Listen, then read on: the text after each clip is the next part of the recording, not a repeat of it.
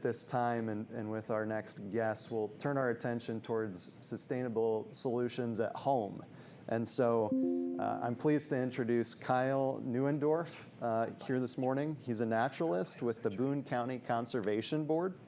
Kyle's a graduate of Iowa State University, and he's here to share some tips with us on how we can save energy by utilizing native trees in your landscaping. So thank you, Kyle. Please join me in welcoming Kyle.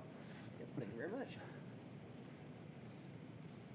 Hey folks, so like I was introduced, my name's Kyle Neuendorf. I'm a naturalist. So a lot of people get a little confused about what naturalist means. It doesn't mean I'm just a tree hugger. It means I'm somebody who goes out and educates the public about natural resources, anything in between. I like to tell people a naturalist is somebody who likes the outdoors. And in fact, I teach a lot of kids. 75% of my job is teaching schools, the public, stuff like that, and just, teaching them about what's just so important about our outdoors. And at the same time, teaching people, it's important to love the outdoors and the recreation, the naturalistic world that we know, whether it's animals or plants, and getting people involved, learning more from the experts, which today you're learning from me. So let's see here. Oh, is it the other one? There we go, had it upside down. So just a little bit about myself. I went to Iowa State University back in 2019. I did major in animal ecology, but if you were going online, you're just trying to figure out, what is it you truly want to do? Animal ecology for that particular major is the relationship between wildlife, plants, and the habitat. So the nice part is about my job, work with the habitat. Habitat comes first and the animals follow. So that's kind of what I currently went to for school at Iowa State University. Been 3 years at Boone County Conservation. Like I said, teaching kids, working in the outdoors has been a great time. Still learning every single day. And and then I have a background of work at Blank Park Zoo. So I was a horticulturalist for a little while there. Took care of all the green spaces, the greenhouses, stuff like that. Took care of that beautiful front entrance when you come through. And then from there was a zoo educator. So I worked with animals, took those to classrooms, stuff like that. Then from there I worked at Neil Smith National Wildlife Refuge. That's actually me when I was interning there. So I was the biology intern, but at the same time I was also the visitor services intern as well. So I not only worked with animals, the plants, I also worked with the people. So, and just to give you a comparison, because we're talking about trees today, my favorite is the native bur oak, which is the most widespread species of oak, probably here in Iowa, and was a little bit of debate if that should be our state tree. I'll get to that a little bit later on in this presentation. Then lastly, one that, maybe you wouldn't think of per se, because, when it comes to my job, you're always talking about natives. But I mean, when you're a naturalist, you like anything that's going to be, living or an organism, especially across our entire planet. One of my favorite ones is actually the baobab tree in Africa. And this is the one that you probably see in The Lion King, which I was a little bit inspired when I was a kid. So that would have been Rafiki's tree. So if you ever saw that movie back in the 90s, that's the tree there. And in comparison to the bur oak, very important species because it takes care of a lot of the different animals and organisms and other things that provide just for that one tree. So I know it's going to seem a little bit simple at first, but what are trees? When we think of trees, we're thinking of something that is a tall plant. Obviously it has a stem or a long trunk, branches to help balance it and support it, those leaves that help give it the nutrients, the food, the water that it needs, because it's not like us. We have legs, right? We can also think with a brain. We also have hands and arms to drive ourselves to the market to go get that food. Well, guess what? They cannot. They are stuck in one spot. So they're going to rely on that photosynthesis that we know very well. And obviously the root system, like I said, they're stuck to the ground. That's kind of like their feet, their anchor. So that's where they get a lot of their nutrients, is not only from the sun, but also the soil and the water that comes with it. So then what are the benefits of having trees? Well, obviously cleaner air and water with that photosynthesis provides that oxygen in the air. The reduce of that energy consumption that I'll tell you about that you can provide with your own properties and your own homes. And then just a healthy environment in general. When you provide a tree, you're putting a living thing on your property or in your area to be able to help provide for wildlife and people as well. And that value to your property. I know a lot of people talk about that trees are very important. In fact, a lot of people are obsessed with trees, and sometimes I know that can help with the value of your property with not only the beauty of it, but the value. And then obviously the increase in the amount of recreation. So bringing in that wildlife, or maybe you're out maple syrup tapping, or, just whatever you prefer that, helps out your property with trees. So by the numbers, if I was to ask you, what's the largest tree in the world? If you go over to California, it's going to be the sequoia tree. Stands over 275 feet, about 3,000 years old is the maximum it can get. So one of them, I forget the main name of it, but it's up in California. It's a pretty big tree. Then across our entire planet, we have 3 trillion trees all across it, and probably about 70,000 tree species. That's a lot. And then from there, which I never knew this until I did a tree presentation before this one, the dwarf willow, which is actually about 2.5 inches tall. It's probably no bigger than my pinky.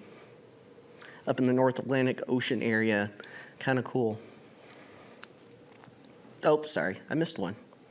And then just here in Iowa, we have over 65 different species of trees to call Iowa home, but I'm not going to go through all of those. We'd be here forever. It's like if I was doing a bird program, there's over 425, we'd be here for probably 3 days.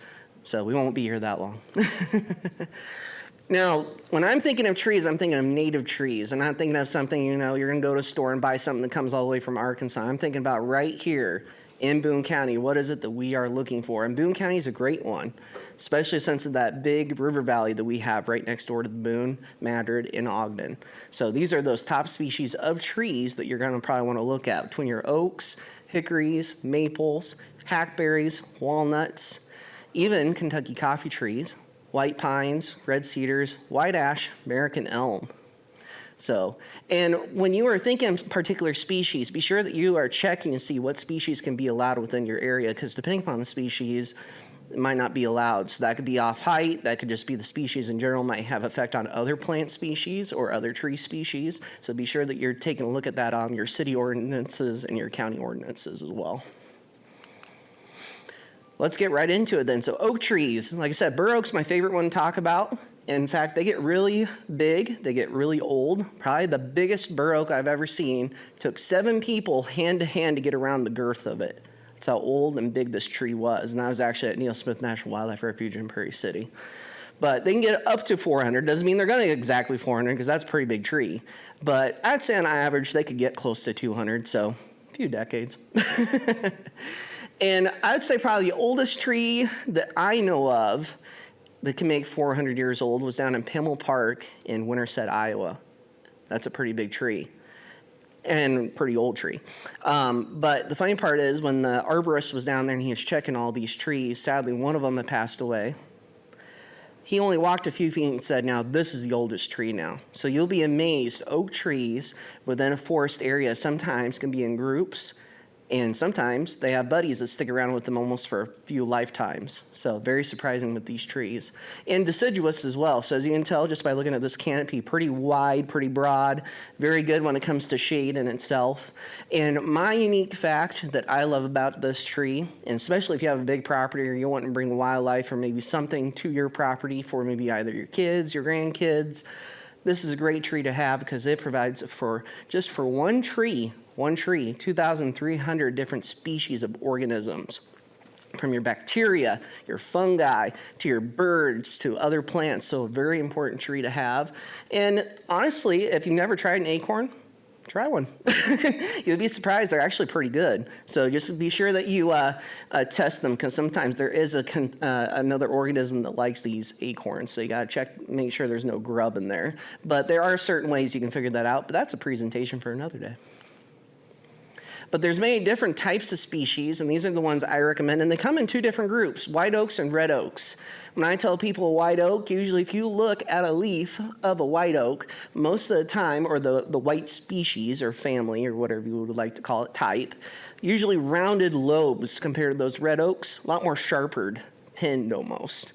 So anywhere from your white to your bur to your swamp white, and believe it or not, chinkapin is a unique one. Actually, we have a ton of them around the Des Moines River. When I had a kid at one of our programs, they noticed it and they thought it was like a cherry tree or something, because just look how dark those leaves are. But very unique, because this one doesn't have any lobed or serrated teeth on it.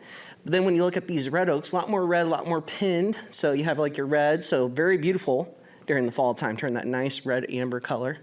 And then you also have your northern pin oaks, and then shingle. Shingle's a unique one. I know a lot of people like it and its uniqueness just because it doesn't really have those lobes, but any of these trees can provide great resources for just all those different animals. Now, a hickory tree. So hickory trees are very unique, can live up to 200, 400 years old, can have a canopy width of about 40 feet, but can be about 80 feet tall. And this is a very unique one also in Boone County. So if you're anywhere around the river area, you're going to know about oak and hickory, oak savanna areas, but also riparian. So those oak and hickory savannas are actually more rare than prairie nowadays. But if they're on the edge, they're near riparians. And sometimes these hickory trees like to get into those riparian forests. So, and what I like about this tree, this is a shagbark tree. Kind of looks like a dog. You know how shaggy dog, that bark? Well, it's so unique about this one, and to me, very important to some animals.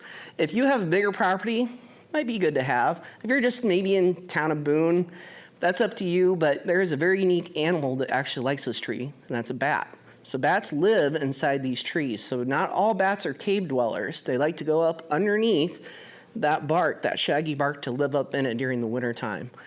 And compared to that last tree, the oak tree we were just looking at, these have simple leaves, so just one leaf, petiole attached to a branch, versus this one is more of a complex, a little bit different. So not a simple leaf, and when you look at it, they all attach to one single petiole. So most of the time, these trees here are very unique because one big leaf versus that one single leaf. So use your ash, your hickories, walnuts. There's a lot of many different ones. And hickories are very important. So those oak and hickories, if you are a hunter, you like deer, oaks and hickories, very important to have. So if you didn't want to hunt on your property because you live in Boone, but you just want the deer around, perfect to have around. But if you have hunting property, perfectly good to have those hickories and those oaks. And there is a bitternut hickory, but I love shagbarks. But maple trees are probably the rivals to oaks. To me, they grow at the same rate. The only difference is, to me, one's a little bit more prettier than the other when it comes to the fall time. That's why everybody loves them. And they have a little bit of something different. We call it a samara, or what the kids call a helicopter. So these are very fun for kids. If you pick one up and you drop it, it's going to spin. Kind of a gag toy of nature, really. But a very popular tree to have, about 400 years old, depending upon the species. And what I think is very unique about these guys is for their tapping of maple syrup. So if you want your own version of maple syrup, but you still got to cook it, a little bit different when you go to the store because it's already been treated. But if you would like to try and learn how to do it yourself, definitely go and get yourself a maple tree, or if you have already maple trees in your property already, or just add one of the two. And during that time of change from that warm to cold to warm, during that fall to winter to spring is the perfect time to start tapping those maple trees. So, very unique trees. And many unique native ones as well. So we have sugar, black, silver, and box elder. Yes, box elder is a maple tree, believe it or not. Sugar and probably your silvers would be the ones I would highly recommend. There are red maples as well that you could also use. But that depends upon if they're hybrids or not. That's why I'm suggesting more natives. Silver is probably the most common one you're going to find in Iowa. Sugar is the one that most people want for that maple syrup. Black you can still do with maple syrup. What I'll put on caution is if you get black maples and oaks, just be a little bit cautious. The black maple can really take over faster than the oaks. So if you're trying to get oak trees, maybe not get a black maple with that oak. So then hackberries. What I love about hackberries is obviously going out and harvesting the hackberries, but at the same time, very good with bird species. So if you want a little bit more birds around your property, great to have. But fair warning, anything with a berry can also attract more than birds. So if you don't want a lot of insects maybe around your property, maybe not plant this one. But if you're a big bird watcher, definitely plant a hackberry. They can live about 150, 200 years old, depending upon health. Very fast growing. We actually planted a few at Don Williams Park in Ogden. They're already pretty big after 3 years. So, but yeah. And by 15 years old, they start to get those berries too. So very unique. Walnut tree is a very valuable tree. A lot of people love walnut trees based off the color that's mainly on the inside of the tree once you make it into furniture, right? But did you know that you can also harvest these as well? I know if I go to a high-weed fairway, a little bit pricier to get, but if you start to learn how to harvest it yourself, it makes things a little bit cheaper. And great omega-3 fatty acid too for your body as well. So very unique. And they don't really start producing these lemons, is what the kids call them at my programs. But they don't really start bearing these until they get a little bit closer to 12 years old. And fairly big tree, still a deciduous tree. I mean, very well, great shaded tree to have. And this one I know very well just because I had tons of these at my parents' house when growing up, the Kentucky coffee tree. So these guys can get very big canopies, but can actually grow fairly tall. The one thing about these, and even the walnuts that I just mentioned, if you don't want the seeds or the nuts on the ground when mowing, maybe not plant them. But these guys are very neat because back in the day, settlers used to use these for their own coffee. So very neat. That's why we call them a coffee tree. So.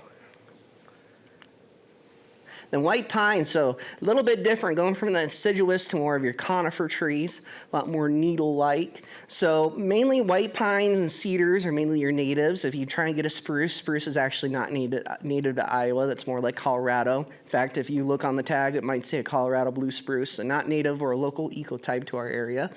They can live to be about 100 years old.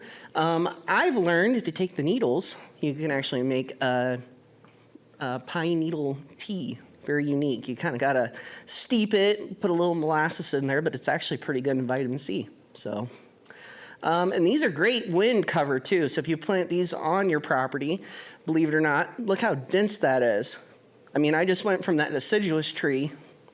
It is a little dense, but you know, kind of a flat leaf versus these needles, right? And they all cross together. Ever hear of needle in a haystack? Kind of similar, right? So much density there to where the wind can't go through.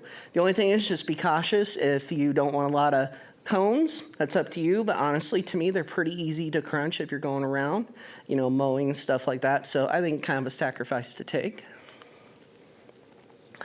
Now this one is very popular, but I word of caution if you have gardens or maybe you have prairie areas, stuff like that, because this is a very, even though native plant, but also invasive. But it ain't non-native, it's native, but it's invasive. So just be cautious because all the birds that really like this, like your red cedar waxwings, eat and will put somewhere else. So luckily enough, they're pretty easy to get rid of after, but when it comes to your own home, I just advise if you have a prairie or you have a pollinator garden, you don't want a tree in it, just be cautious of that. But if you're a bird watcher, perfect to have. So, and again, very dense. Not exactly needle-like though. Can you see on those leaves? It's actually scaled. So if you're looking over here, might be a little bit different on maybe online.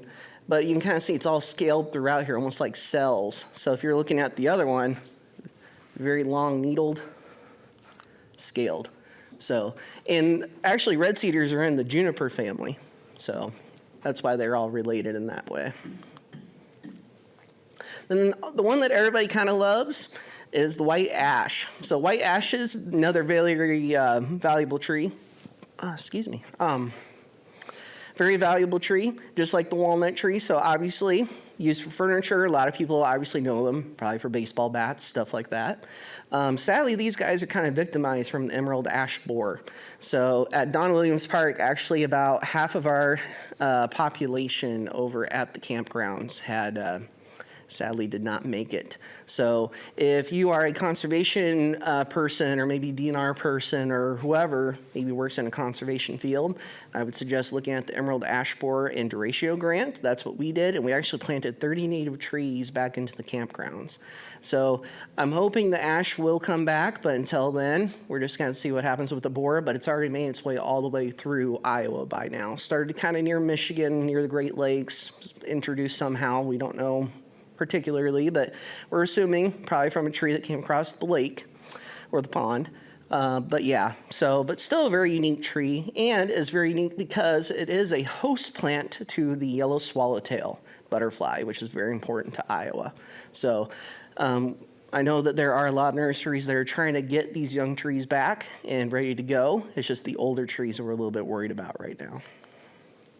And then the American elm, very unique tree to have. Actually was very similar to what I was just talking about a minute ago. The only difference was a little bit more of a disease than it was an insect. So back in the day, we all knew about Dutch elm disease.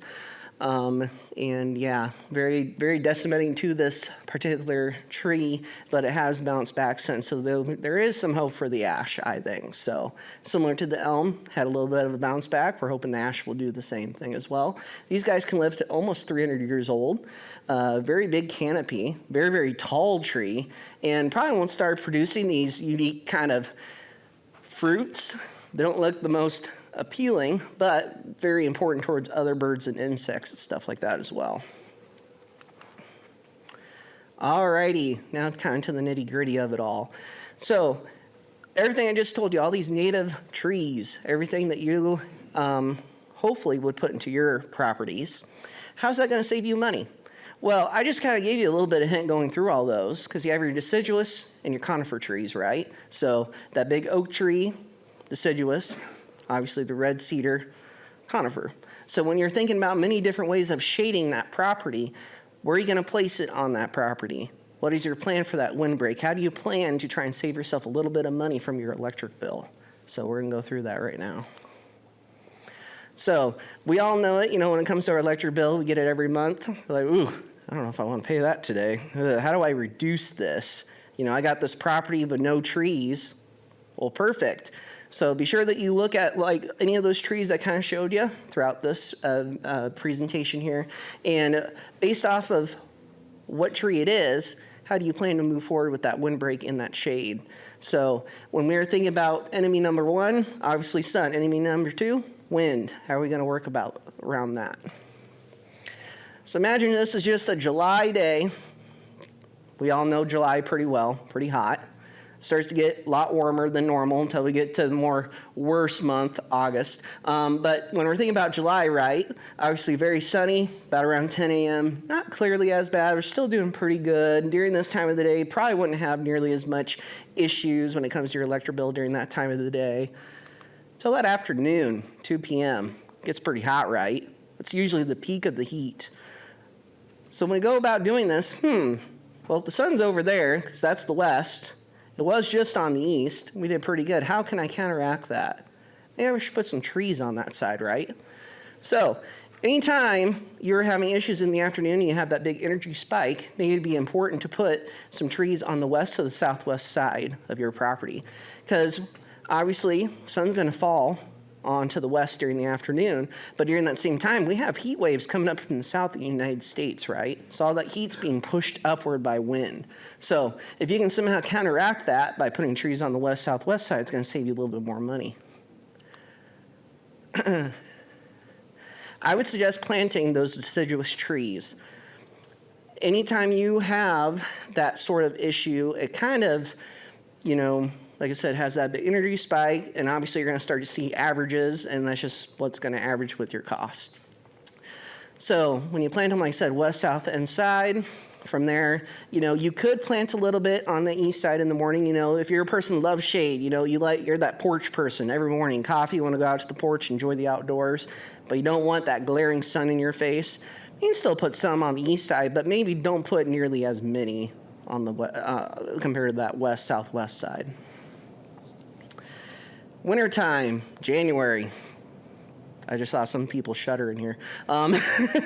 So January, right, all day it's kind of looking like this, right? Or even February. February is sometimes even worse. It could be negative 40 in Iowa.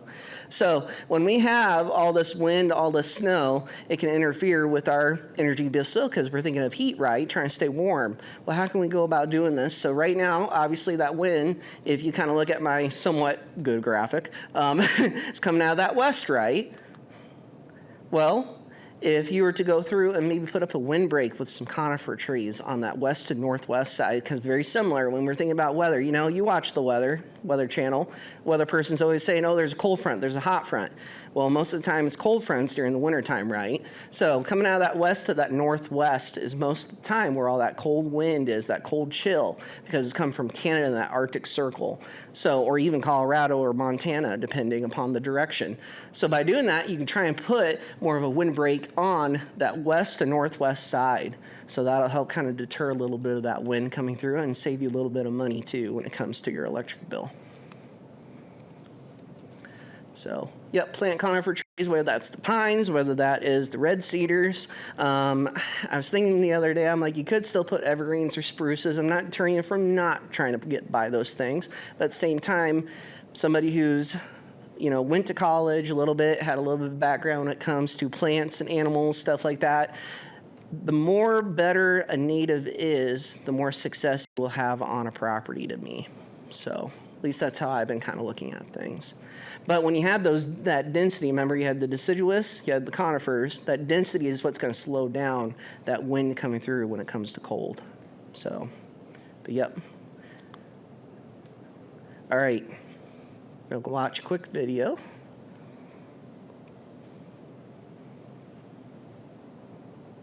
This is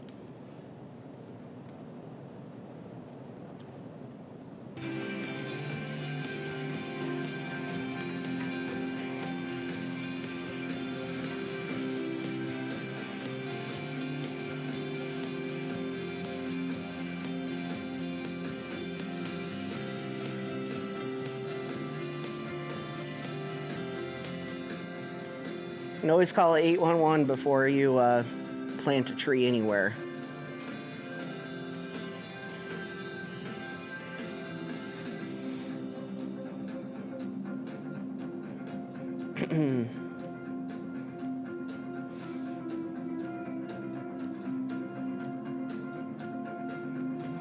So she's kind of loosening up all that soil and all those roots, because if they just get so compacted, then sometimes that can affect the direction of the growth of the roots. So you kind of want to break it up a little bit. And if you notice too much impaction, a little bit sort of decaying on those roots, try and cut them up so you can add new growth and encourage more growth.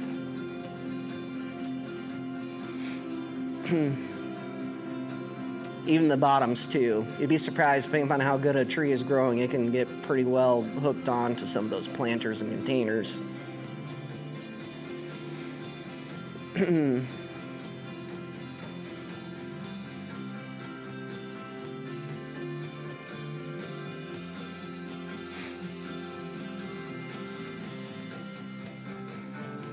Usually when digging a hole for a tree, obviously shovel's your best friend, but also is a good indicator of how deep you want to dig to be able to plant that tree. You can see right there, they can already tell it's going to be a little too high.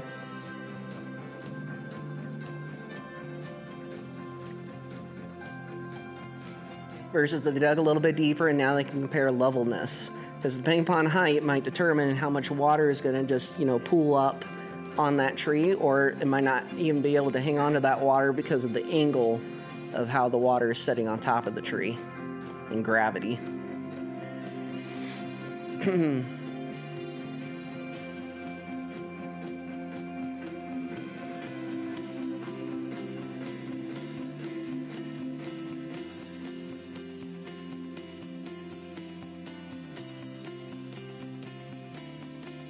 If you can, just use the same soil you just dug up. After that, you can do whatever you want with the soil.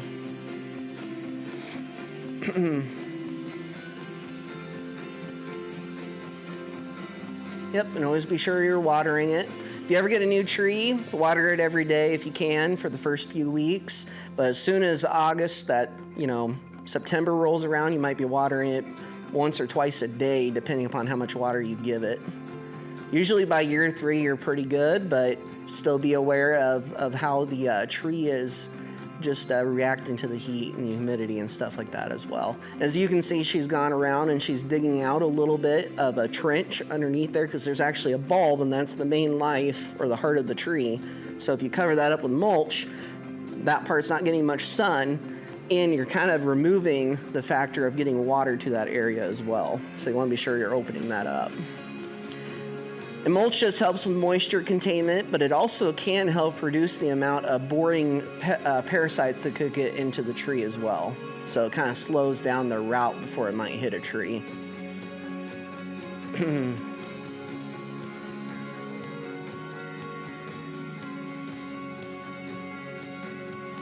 Yep, and be sure that depending upon how the wind is, so if you have that one break, you might want to be certain they put stakes in. And then you can either use rope, you could use wire, but if you use wire, be sure you're using like hose, so that way it's not digging into the bark of the tree. And you will probably have to adjust these over time as the tree grows. What I have found that works best with watering, you can either use a 5-gallon bucket, get a little tiny drill bit, drill a little bit of holes underneath, and over time it'll slowly, the gravity will take the water into the roots of the tree, or you can use something called the gator bag. It's a little bit more costly, but that attaches to the, the trunk of the tree, so.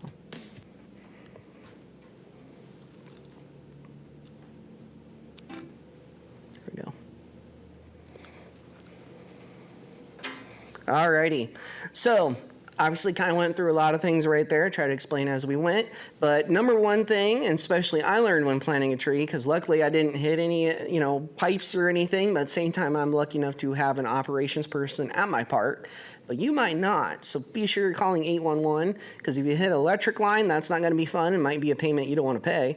Also your septic, you don't want to hit your septic as well, and anything, water line, electric line, whatever, you just never know, because we don't have X-ray visions to figure out like what's under the ground. If you have them mapped, great, but you just never know. Any new project, something going on, be sure that you're always calling 811 before you plant a tree.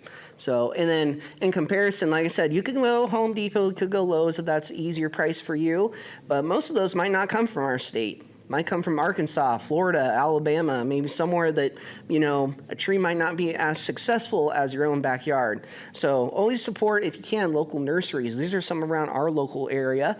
We do have the Iowa Native Trees and Shrubs. I worked with these guys on my particular grant, and out of the 30 trees, I only had 2 of them go down on me. So, and all those trees were found within Boone, within Ames, within Woodward and Slater. So the more local you can get a tree, the probably higher success rate it's going to have. Also, the Iowa DNR State Forestry here in Ames, sometimes they have pretty good deals where if they have too many trees, they might have a sale, or maybe they're willing to get rid of some of those trees. So be sure you look into them. And then one that I just recently been working with, Native Legacy Trees and Perennial Nursery in Grimes, Iowa. She's got some pretty cool things going on right now too. So that's all I have. Any questions?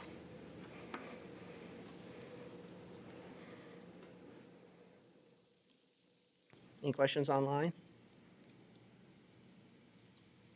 Kyle, one question. Sure. When you talk about, I think a lot of us have opportunities to plant trees. Mm-hmm. Is there any specific spot you would say absolutely don't plant a tree there because it's going to counteract maybe what you're trying to do as far as the efficiency elements? I would say the best bet, if you can, I know a lot of people struggle with it, is try not to plant near your edges of fencing. Because sometimes it'll grow into that fencing, then you got to deal with it later, especially if it starts to spread. But at the same time, if that tree falls, then who's liable? I mean, you need to be sure where you're planting it, because there's good probability you could be the one who's liable because it was your tree, or you're fighting about it later on in court. So be sure that you know where you are planting that tree. Secondly, the soil itself. I'm starting to find out off of donation trees, because somebody's like, I really want this tree right here because this is a memory that I had. And then I'll tell them, well, but that has a lot of sand in it. And some trees might not prefer sandy soils. They might want something a little bit more black, or a little bit more that forested, style of nutrients within it. So if it's something that you know for a fact, well, I don't think anything's going to grow in this, then maybe don't try it at all. Or maybe you might need to figure out how to replace that soil in itself, or how to enrich it better. So, but yeah, good question. Yes? I spent a fair amount of time around Saylorville Lake and, the core areas. They've been, I suppose, thinning certain areas, harvesting some trees. Tell me what they're doing and your thoughts on trying to manage those natural areas. So I would have to know what the ecosystem is. If it is riparian, unless it's supposed to be oak savanna, then that might be a different story. If it's riparian, there's a good chance because of all the derecho damaging that's occurred. There's a lot of probably dead standing trees that could be a liability. But if it's out in the middle of the forest, I mean, maybe it's just something they're like, hey, it's probably time we need to remove that. Compared if it's an oak savanna area, oak savanna actually is a mix of forest and prairie. So if you're opening up that canopy, you're opening up sunlight to the bottom to allow plants to grow. To me, if it's that situation, I can understand, but if it's something that's more on the other side of things, then maybe there are big ideas to eventually go back and, plant, a little bit more saplings, stuff like that to restore that area. But even like us, Boone County, I mean, we do a little bit of still trying to figure out how to recover from the derecho, and it's usually based off money and stuff like that too. But same time, I can't vouch for federal government because that's Army Corps of Engineers versus us, where the county, and even I know state still struggles, still trying to recover from what had happened back in 2020. So, but yeah, that could be the probability. If not, it could just be invasives too. I mean, I know I'm really harping on natives, but that's the point of the presentation in itself. But once you get a native from Lowe's or Home Depot and you plant it, how much are you guaranteed that that is a sterile tree and it's not going to spread? I mean, everybody thought back in, I think it was like the 60s, 70s, the honeysuckle was going to be okay. Now it's all over our parks. So it just depends upon what they planted. So, but yep. Any other questions? Yes. In the mulching step of the planting video, I couldn't quite tell how deep it was on the trunk, and I've seen some stuff online that advocates avoiding a volcano. Yes. Is that all? Yeah. That was kind of what I was talking about a minute ago. Yeah. Is the mulch touching the trunk? So, well, I think it was just because they dumped it on there just to show, so they probably didn't get it completely cleared, but I am the same way too, because I did that with our trees, because like I said, if you have that covered, that bulb won't get the, the sunlight that's supposed to get, it won't get that water it's supposed to get. So if you can go in there and you can kind of make what I call like a funnel, so you just go in and you spread that around, and the funnel is going to go all the way around that tree. So you could have it as thick as you would like, just don't put it near the trunk. Is what they're getting at. Because to me, if you can get it not completely thick, but enough to last another year or two, then you don't have to go back the next year and do it as much as what you would like to. But if you get it, I would say maybe a good 2 or 3 feet, diameter around the tree, and that's pretty good then, because then you're allowing a lot more of that moisture, but at the same time, like I was saying before, it does reduce the amount of parasites that could maybe try and reach to the tree before you can go in and take care of it. So, but yeah. Very good question. Anybody else? No? All righty. Unless there's anybody online. Okay. Awesome. Well, thank you very much.